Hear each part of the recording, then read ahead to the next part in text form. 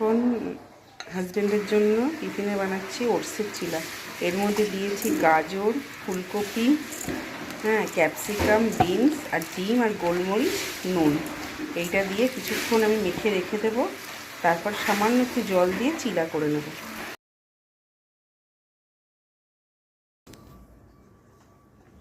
ব্যাটারটা এরকম হবে, ব্যাটারটার কনসিস্টেন্সি এরকম হবে।